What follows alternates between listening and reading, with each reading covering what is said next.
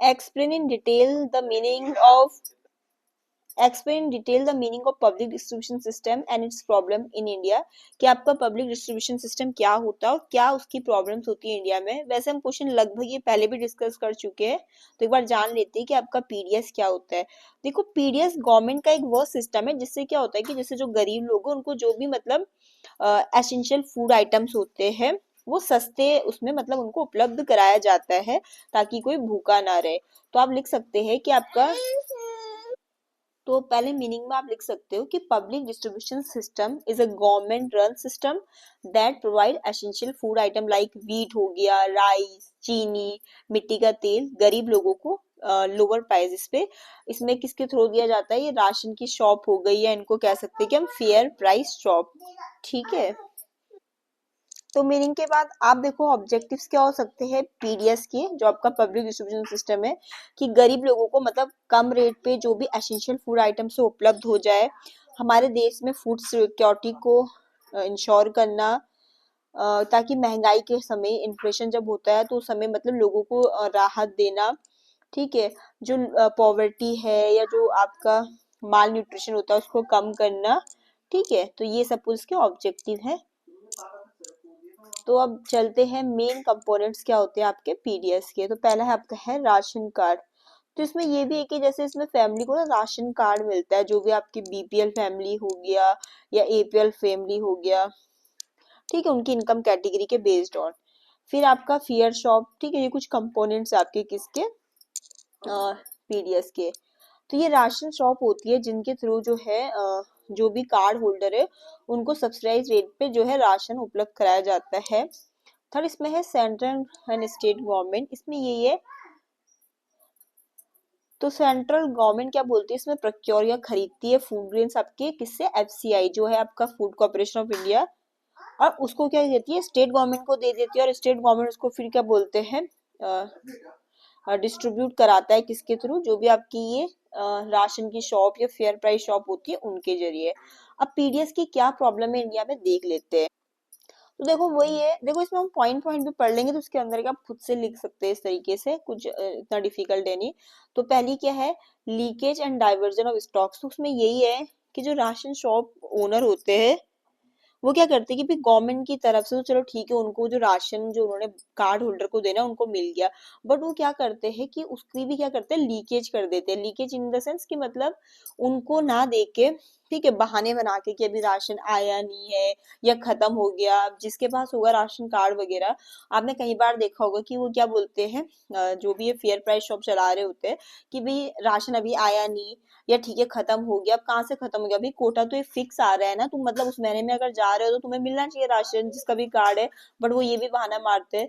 तो क्या होता है कि वो क्या बोलते हैं, इसको ओपन मार्केट में बेच देते हैं, या उनके खुद से कुछ कनेक्शन होते हैं दुकानदार वगैरह को, उनको बेच देते हैं हाई प्राइस पे, गरीब लोगों को ना देके। तो एक तो ये हो गया। फिर poor quality of food grains. इसमें यही है कि जो भी आप देखोगे कि बहुत बार जो मतलब ये एसेंशियल फूड आइटम्स जो आ रहे हैं, मतलब चावल, गेहूं, मिट्टी का तेल, चीनी या दालें वगैरह भी आती है बहुत बार, तो उनकी क्वालिटी बहुत बार कैसी होती है? खराब रहती है, सड़ी हुई रहती है, लो क्वालिटी की रहती है। तो एक ये प्रॉब्लम है। फिर थर्ड है आपका करप्शन एंड ब्लैक मार्केटिंग। इसमें यही है, देखो करप्शन तो ऐसा है कि बहुत जगह होता है। अगर इसमें देखा जाए कि पहले तो राशन कार्ड इशू करने में, ठीक है, फिर वो अनाज जो आपका उनके ट्रांसपोर्टेशन में, उसकी डिस्ट्रीब्यूशन में आपको करप्शन और ब्लैक मार्केटिंग देखने को मिल जाएगा। अभी भी आप देखोगे कि भी ठीक है, गवर्नमेंट ने क्राइटेरिया बना दिया कि भी इतने से इतनी इनकम वालों को बीपीएल कार्ड उसमें रखा जाएगा या किसी को एपीएल में रखा जाएगा। बट वो एक इनकम है, लोगों की बहुत सारी ऐसे इनकम के सोर्स होते हैं। मतलब बहुत सारे लोग तो ऐसे होते हैं जिनके पास राशन कार्ड होता है लेकिन उनकी इनकम लाखों में है, लेकिन तब भी उनके पास कार्ड है। और बहुत सारे लोग क्या है कि हजारों में ही कमा रहे, कि महीने का 20,000 है, 25,000 है, उनके पास राशन कार्ड नहीं है। तो वो क्या है कि भाई जो करप्शन आपको हर जगह देखने को मिलेगा, चाहे वो राशन कार्ड बन रहे हैं, उसका इश्यू हो रहा है, या ये फूड डिस्ट्रीब्यूशन हो रहा है। तो ये है आपका error in identification of BPL family. वो ये भी आपके थर्ड पॉइंट से रिलेटेड है कि क्या होता है कि इतना इजी नहीं होता कि फिर गरीब फैमिली को वो करना, आइडेंटिफाई करना। बहुत बार क्या होता है कि जो रियल में पुअर फैमिली है वो तो इस जो योजना है उसके तहत आती ही नहीं है। और बहुत सारे जो लोग हैं, मतलब उनके पास आपका बीपीएल का राशन कार्ड होगा, लेकिन उनके पास कारें, एसी, जो भी मतलब एक लग्जरी लाइफ जीने के लिए चाहिए होती है, वो सारी सुविधाएं उपलब्ध है, क्योंकि उनके इनकम का सोर्स क्या आ रहा है, अभी प्राइवेट तरीके से आ रहा है, मतलब उसको मतलब गवर्नमेंट को उस तरीके से शो नहीं हो रहा है, तो उससे क्या बोलते हैं, बच जा रहे हैं। तो वही है कि भी असली में जो गरीब लोग हैं और जिनको जरूरत है, उन तक ये मतलब योजना का लाभ जा ही नहीं रहा है। फिफ्थ है आपका irregular supply in ration shop. अब क्या होता है कि जिन्होंने ये राशन की दुकानें खोली रहती है, उनके भी भाई अपने नखरे हैं, ठीक है, अपने टाइम के हिसाब से खोल देंगे, अपने टाइम के हिसाब से बंद कर देंगे। खोलेंगे भी तो कुछ लिमिटेड आवर्स के होंगे, इसके बीच में अपना कुछ पर्सनल काम भी करेंगे, ठीक है। तो वो एक प्रॉपर तरीके से नहीं चला रहे, तो वो भी क्या बोलते हैं, एक दिक्कत। आप देखो तो हाँ, मतलब अगर आप राशन वगैरह के उसमें क्या होता था कि इतनी मारा मारी, इतनी भीड़ की, ठीक है, लोगों की सुबह से ही लाइनें लग गई, ठीक है, कि भाई आज राशन बंट रहा है, ठीक है, इस तरीके से। तो उसमें भी जो मतलब वहाँ जो राशन बांट रहे हैं, तो क्या करेंगे कि भाई कुछ ही टाइम के लिए खोलेंगे, ठीक है, कि भाई अब बंद करना है, या किसी काम से आप पूछोगे क्या काम से जाना है, तो आपको ही आपके काम का बता देंगे कि भाई आपके राशन का स्टॉक आ रखा, तुम्हें तो कुछ पता नहीं, आगे कुछ कागज भी तो देने पड़ते हैं। इस तरीके से बहुत सारे बहाने। तो वही है कि इरेगुलर सप्लाई होती है आपकी इन राशन शॉप के जरिए भी, ठीक है। सिक्स आपका है लैक ऑफ ट्रांसपेरेंसी। उसमें आपका यही है कि कोई भी जो मतलब ग्राहक है, उनको मतलब वो क्लियर इन्फॉर्मेशन नहीं देते कि भाई ठीक है, अब आप राशन अगर कार्ड आपके है, आप उन्हीं से पूछोगे कि भाई कब राशन आना है, कब डिस्ट्रीब्यूशन होगा, क्या प्राइस है, तो उसमें भी आपको इतनी ट्रांसपेरेंसी देखने को मिलेगी नहीं, मिलेगा अभी हमें भी नहीं पता, जब आएगा खुद पता चल जाएगा, पता करते रहना आके। अभी तो इतना टाइम तो किसी के पास नहीं है ना कि बार बार जाके पता करे। उन्हें भले ही पता होगा, लेकिन वो आपको नहीं बताएंगे जिनके पास कार्ड होल्डर है कि भाई इतने टाइम पे राशन आ जाएगा, इस दिन इसका डिस्ट्रीब्यूशन होगा, ये प्राइस है। तो ट्रांसपेरेंसी की भी कमी होती है आपकी, ठीक है, ये जो आपका पीडीएस सिस्टम आया था। फिर high transportation and storage losses, इसमें यही है कि अगर जो स्टोरेज है, मतलब जहाँ पर राशन को स्टोर करना है, वो अच्छे से नहीं है, तो कहीं बार जो ये ग्रेन्स वगैरह है डैमेज हो जाते हैं चूहों के द्वारा, या बरसात वगैरह में मॉइस्चर के द्वारा, या चोरी के द्वारा, ठीक है, इस तरीके से। फिर आपको रीजनल इम्बैलेंस भी देखने को मिलेगा इसमें, यही कि बहुत सारे स्टेट्स तो ऐसे हैं जहाँ पर ये पीडीएस अच्छे से मैनेज है, जैसे आपका तमिलनाडु, छत्तीसगढ़, लेकिन बहुत सारी जगह पे ऐसे हैं जहाँ पर वीक एडमिनिस्ट्रेशन के कारण आपको ये देखने को मिलेगा कि वहां पर ये पब्लिक डिस्ट्रीब्यूशन सिस्टम अच्छे से काम नहीं कर रहा है। फिर आपका इनएफिशिएंट मैनेज बाय एफसीआई, इसमें यही है कि जो ये राशन को प्रोक्योर करना होता है, इसकी प्रोक्योरमेंट कॉस्ट भी हाई हो जाती है, स्टोर करना, फिर वेस्टेज का बर्डन गवर्नमेंट पे, तो कहीं ना कहीं एक इनएफिशिएंट मैनेजमेंट के कारण भी आपका जो पब्लिक डिस्ट्रीब्यूशन सिस्टम है, उसको प्रॉब्लम फेस करनी पड़ती है। 10th है आपका इंक्लूजन एंड एक्सक्लूजन एरर, जिसमें आप लिख सकते हैं कि जैसे बहुत सारे गरीब लोग हैं जिनको रियल में क्या है, राशन कार्ड चाहिए, ताकि पीडीएस सिस्टम की हेल्प से उनको मतलब एसेंशियल वो मतलब मिल सके आइटम। बट क्या होता है कि उनके पास डॉक्यूमेंट नहीं है, तो उनको राशन कार्ड नहीं मिल पाता। और बहुत सारे आपके भारी मजदूर होते हैं, जो माइग्रेंट वर्कर होते हैं ना, जो इधर उधर मूव करते रहते हैं काम की तलाश में, वो भी सिस्टम से बाहर हो जाते हैं। तो यही है कि जो असल में गरीब है, उन तक भी कभी इसका मुनाफा नहीं पहुंच पाता है। तो इसमें हमने पीडीएस सिस्टम क्या होता है और उसकी क्या प्रॉब्लम है इंडिया में, वो सब पॉइंट हमने इसमें डिस्कस करे, ठीक है। एट लास्ट कंक्लूजन में लिख सकते हैं कि गवर्नमेंट को क्या करना चाहिए इसको ठीक करने के लिए, डिजिटल राशन कार्ड या आधार से लिंक कराना चाहिए, ताकि फेक कार्ड को जो संख्या है उसको रिड्यूस कर सके।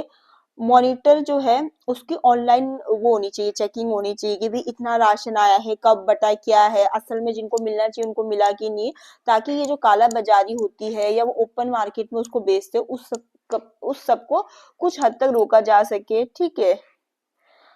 और जैसे ये जो ट्रक वगैरह जिनमें सामान आता है, उनकी भी जीपीएस के थ्रू ट्रैकिंग होनी चाहिए, ताकि वो कोई डाइवर्जन वगैरह को अवॉइड कर सके।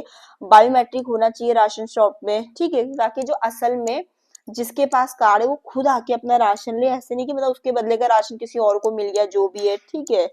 बेटर आइडेंटिफिकेशन का तरीका होना चाहिए, ताकि असली में सर्वे की जरूरत मतलब थ्रू जो असल में गरीब है उनको इस योजना का लाभ मिल सके, ठीक है। जहां पर स्टोर किया जा रहा है, ट्रांसपोर्ट किया जा रहा है, उस फैसिलिटी को इम्प्रूव करना चाहिए, क्योंकि ठीक है भाई, आप इस पे इतना पैसा अगर खर्च कर रहे हो और अच्छे से चीज स्टोर ही नहीं हुई या ट्रांसपोर्टेशन ही नहीं हुआ, तो गवर्नमेंट की तो सारी की सारी योजना ही खराब हो गई, ठीक है। और एक और चीज जो कर सकते हैं कि एक नेशन के लिए एक राशन कार्ड होना चाहिए, ठीक है, one nation one ration card, ताकि जो माइग्रेंट वर्कर है उसको भी इस योजना का लाभ मिल सके। फिफ्थ क्वेश्चन है, what are the main reason for the poor economic condition of agriculture labours in India, और क्या मेन मेजर्स अडॉप्टेड किए जा सकते हैं गवर्नमेंट के द्वारा उनकी कंडीशन को इम्प्रूव करने के लिए, कि जो आपकी कृषि लेबर है उनकी जो ये पुअर इकोनॉमिक कंडीशन है, ठीक है, गरीब आर्थिक स्थिति, उसका क्या मेन कारण है और उसको गवर्नमेंट के द्वारा क्या मेजर्स लिए गए इसको इम्प्रूव करने के लिए। तो पहले हम जान लेते हैं कि आपके एग्रीकल्चर लेबर्स क्या होते हैं। मैंने इन शॉर्ट एएल लिखा है एग्रीकल्चर लेबर्स के लिए, ठीक है। तो सिंपल है, ये वो मजदूर होते हैं जो खेती में काम करके अपना जीवन चलाते हैं, ठीक है, यही है मेन, तो ठीक है। तो agriculture labours are those worker who work on farm for wages because they do not have their own land और हैव वेरी स्मॉल लैंड, ठीक है। तो आपके एग्रीकल्चर लेबर वो मजदूर होते हैं जो खेतों में काम करते हैं वेजिस के लिए, क्योंकि उनके पास अपनी खुद की जमीन नहीं होती है, बहुत छोटा उनके पास जमीन होती है, ठीक है। तो औरों के खेत में काम कर रहे होते हैं वेजिस पे, वहां पर वो या तो फील्ड वर्कर्स की तरह काम करेंगे, हार्वेस्टर्स की तरह, या बोने का काम, इरिगेशन का, या मतलब खेत में हल वगैरह लगाने का जो काम होता है प्लॉगिंग उसको करेंगे, या हेल्पर्स के तौर पे या डेली वेज लेबर के तौर पे वो काम करेंगे। फिर रीजन देख लेते कि क्या कारण है उनकी पुअर इकोनॉमिक कंडीशंस का। तो बस ये जो है मेन यही है, आप एक्सपीरियंस को खुद से कर सकते हैं, इतना कुछ डिफिकल्ट नहीं। पहला देखो क्या है, लो वेजेस। देखो अब जो ये एग्रीकल्चर लेबर होते हैं उनको जो वेजेस मिलती है काफी कम मिलती है, जो उनको एक अच्छे जीवन के लिए मतलब इनफ नहीं है, ठीक है। अब वो वहां पर बार्गेनिंग भी नहीं कर सकते क्योंकि भाई वो उनके खुद के पास तो जमीनें है नहीं, तो जहाँ वो जो लैंडलॉर्ड है उनकी जमीनों पे काम कर रहे हैं, ठीक है। फिर देखो एग्रीकल्चर में जो एम्प्लॉयमेंट होता है वो भी सही बात है, सीजनल एम्प्लॉयमेंट होता है, क्योंकि फार्मिंग का काम आपके लिए थोड़ी कि पूरे साल रहेगा, ठीक है। फसल जो होती है पर्टिकुलर उनका भी तो सीजन होता है ना, कि भाई गेहूं का है, चावल का है, इस तरीके से, कोई सब्जी है इस तरीके से। तो वो ये है कि वर्क किसके बेस्ड ऑन मिलता है कि जब बोने का काम होता है, ठीक है, जैसे सोइंग बोने का काम है तब मिलेगा, या फिर उसको हार्वेस्ट करना है बाद में, ठीक है, तो उस समय मिलेगा उनको काम। रेस्ट ऑफ द ईयर वो क्या रहते हैं, उनके पास नौकरी नहीं रहती, और ये क्या इंक्रीज कर रहा है पॉवर्टी को, लैक ऑफ लैंड ओनरशिप। उनमें से बहुत सारे ऐसे होते हैं जिनकी खुद की जमीन नहीं होती है, तो वो डेली वेजेस पे डिपेंड रहते हैं, तो उनसे उनकी लाइफ क्या हो जाती है, insecure, unstable, high level of debt. अब देखो हमने पहले ही कहा कि उनको इनकम भी लो मिल रही है, ऊपर से सीजनल एम्प्लॉयमेंट मिल रही है, तो क्या करते हैं भाई, अब पैसे ही नहीं है तो क्या करते हैं, वो मनी भी उधार लेते हैं मनी लेंडर से हाई इंटरेस्ट रेट पे, कुछ जरूरी कामों के लिए अपने, तो गरीबी के जो जाल है उसमें और फंसते चले जा रहे हैं। लैक ऑफ एजुकेशन और स्किल, अगर ठीक है भाई गरीब है तो कहाँ से एक अच्छी शिक्षा, एक अच्छे स्किल को वो अफोर्ड नहीं कर सकते, तो उससे क्या होगा, वो कोई बेटर जॉब पे शिफ्ट नहीं कर सकते, और ये लो जो पेड एग्रीकल्चर वर्क है उनको उसी में काम करते हैं। फिर वही है कि उनके एक्सप्लॉयटेशन किया जाता है, शोषण किया जाता है लैंडलॉर्ड्स के द्वारा, ठीक है, किस तरीके से उनको कम तनख्वाह देके लंबे समय तक उनसे काम कराना, इस तरीके से, या कभी कभी उनको जबरदस्ती उसमें काम कराना कि तुमने हमसे पैसे ले रखे और काम करो इस तरीके से, ठीक है, सुबह शाम इस तरीके से खेतों में काम करो, तो लैंडलॉर्ड्स के द्वारा भी उनका एक्सप्लॉयटेशन किया जाता है।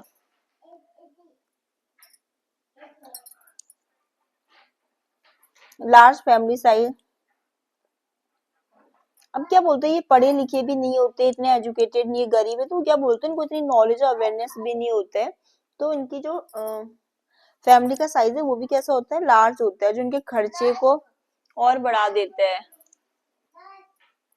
पुअर वर्किंग कंडीशन, अब जैसे खेतों में किसमें काम करते हैं, तेज धूप में, बारिश में, तो वर्किंग कंडीशन भी इनके लिए कैसी होती है, काफी पुअर होती है, बिना प्रॉपर टूल्स, प्रोटेक्शन या मेडिकल सपोर्ट के, ठीक है। देन है आपका माइग्रेशन प्रॉब्लम, उसमें यही होता है, क्योंकि अब हमने पढ़ा था कि जो ये एग्रीकल्चर लेबर काम कर रहे होते हैं, इनके लिए एम्प्लॉयमेंट कैसा रहता है, मतलब सीजनल रहता है, तो इसलिए वो क्या करते हैं, माइग्रेट भी करते रहते हैं शहरों में काम के लिए। तो उसमें क्या होता है, वहां जाएंगे तो उनको फिर लो वेजेस मिलेगी, घर नहीं है उनके पास, राशन कार्ड नहीं है, पुअर लिविंग कंडीशंस, ये सब कुछ। Lack of alternative employment in rural area. अब क्या होता है कि जैसे जो रूरल एरियाज वगैरह है, तो वहां पे क्या बोलते हैं, जैसे विलेज इंडस्ट्री फैक्ट्री, ये हॉट जॉब बहुत ही लिमिटेड या ना के बराबर होती है। जैसे शहरों में तो ठीक है कि जो खेती में मजदूरी का काम कर रहे हैं उनको सीजनल अगर एम्प्लॉयमेंट है तो वो क्या कर सकते हैं, फैक्ट्री में काम कर सकते हैं, कहीं पर सिक्योरिटी गार्ड की ड्यूटी कर सकते हैं, या सफाई का, मतलब इस तरीके से मजदूरी कहीं और कर सकते हैं। ठीक है, कहीं घर बन रहा है उसमें, कंस्ट्रक्शन की उसमें। बट अगर रूरल एरिया में तो उनको क्या होता है कि और अल्टरनेटिव उनके पास रहता ही नहीं है, वो सिर्फ एग्रीकल्चर पे डिपेंड है। तो इसमें हमने ये पढ़ा कि क्या कारण है पुअर इकोनॉमिक कंडीशंस के आपके एग्रीकल्चर लेबर्स के। ठीक है, फिर उसमें हमसे ये भी पूछा था कि गवर्नमेंट ने क्या मेजर्स दिए गए। तो देखो ये गवर्नमेंट के द्वारा मेजर्स जिससे वो इम्प्रूव कर सके इन मजदूरों की कंडीशन को। तो पहला ये है मिनिमम वेजेस एक्ट, जिसे गवर्नमेंट ने फिक्स किया कि एक मिनिमम वेजेस जो एग्रीकल्चर वर्कर्स को मिलना चाहिए ताकि उनको प्रोटेक्ट किया जा सके एक्सप्लॉयटेशन और लो पेमेंट से। फिर NRAGA, ठीक है, तो ये है आपका Mahatma Gandhi National Rural Employment Guarantee Act, जिसमें यही था कि 100 दिन का गारंटेड एम्प्लॉयमेंट प्रोवाइड किया जाएगा साल भर में, ताकि उनको एक इंश्योर कर सके रेगुलर इनकम। ठीक है, और सीजनल एम्प्लॉयमेंट को वो कर सके। ये रूरल एरियाज के लिए आया था ना वो। ठीक है, तो इसने भी कहीं ना कहीं हेल्प किया आपका महात्मा गांधी का जो national Rural Employment Guarantee act था, किसका, एग्रीकल्चर लेबर्स का। ठीक है, कि भी उनको 100 दिन का रोजगार मिल जाएगा, एक रेगुलर इनकम हो जाएगी और सीजनल एम्प्लॉयमेंट को रिड्यूस कर दिया जाएगा। फिर लैंड रिफॉर्म जो है, ये तो हमने पढ़ा भी ये टॉपिक। तो इसमें यही है कि उसमें यही कि गवर्नमेंट ने मतलब इसमें जमीनें दी जो लैंडलेस लेबर्स थे उनको, किसके कंडीशन के तहत, क्योंकि एक हमने उसमें पढ़ा था ना कि लैंड सीलिंग, जहाँ पर एक मतलब कि मैक्सिमम कितनी जमीन कोई होल्ड कर सकता है, या और भी जो स्कीम थी। ठीक है, उसके तो लैंड रिफॉर्म ने भी कहीं ना कहीं इनको हेल्प किया। लैंड रिफॉर्म जब आया ना, हमने बताया ना कि जमीन से रिलेटेड मतलब उसमें कुछ चेंजेस किए गए थे। रिफॉर्म में यही तो होता है कि कोई मतलब आपका सिस्टम है नीति, उसमें चेंज करना, संशोधन करना भले के लिए। फिर आपका रूरल डेवलपमेंट प्रोग्राम्स, तो इसमें जैसे आपकी जो बहुत सारी स्कीम थी आपकी PM आवास योजना, ये हाउसिंग के लिए थी। फिर एक PM ग्राम सड़क योजना,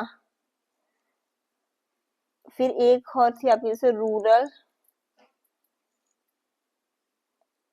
इलेक्ट्रिक इलेक्ट्रिफिकेशन। ठीक है, तो जैसे गवर्नमेंट की ये स्कीम्स वगैरह थी, ये रूरल डेवलपमेंट प्रोग्राम थे ये। ठीक है, तो इसने भी कहीं ना कहीं एग्रीकल्चर लेबर्स की जो स्थिति को इम्प्रूव किया, उनकी लिविंग कंडीशन को। फिर स्किल डेवलपमेंट प्रोग्राम में तो उनको कुछ ना कुछ स्किल सिखाने पे फोकस किया गया। जैसे उनको किसका काम सिखा दो, डेयरी का काम सिखा दो, क्योंकि खेती तो साल भर नहीं भी चलेगी लेकिन ये काम तो साल भर चल सकते हैं ना। मुर्गी पालन हो गया, या कुछ कारपेंट्री या हैंडीक्राफ्ट या टेलरिंग का काम सिखा दो, ताकि वो उनको नॉन फार्म जॉब्स मिल सके। ठीक है, सोशल सिक्योरिटी स्कीम, तो सोशल सिक्योरिटी स्कीम में आपका क्या आ गया था, जैसे इंश्योरेंस। तो इंश्योरेंस में आपका वही PM जीवन ज्योति योजना होगी आपका। ठीक है, ये आपकी PM सुरक्षा बीमा योजना। तो ये जो सब योजना थी इंश्योरेंस की, जैसे PM जीवन ज्योति योजना, PM सुरक्षा बीमा योजना। ठीक है, ये इंश्योरेंस प्रोवाइड करता था उनको। ठीक है, ये सोशल सिक्योरिटी स्कीम के तहत आया। या जो से लेबरर है उनको पेंशन देना, या आपका ओल्ड एज पेंशन, ताकि उनको फाइनेंशियल प्रोटेक्शन दे सके। फिर 7th आपका PDS था, ये तो मैं आपके साथ ऑलरेडी डिस्कस कर चुकी हूँ। 8th है लोन फैसिलिटीज एंड किसान क्रेडिट कार्ड। तो इसमें यही है कि इजी लोन देना आपके एग्रीकल्चर लेबर को, किसके थ्रू, बैंक के थ्रू। ठीक है, ताकि जो मनी लेंडर्स के द्वारा हाई इंटरेस्ट चार्ज करके उनका शोषण किया जाता है वो कम कर सके। हेल्थ एंड न्यूट्रिशन स्कीम में क्या क्या आया, उनकी हेल्थ और न्यूट्रिशन के लिए जैसे आपका आयुष्मान भारत, ठीक है, जिसमें कुछ लिमिट तक की इतना इलाज उनका मुफ्त में हो जाएगा, ठीक है। फिर आपका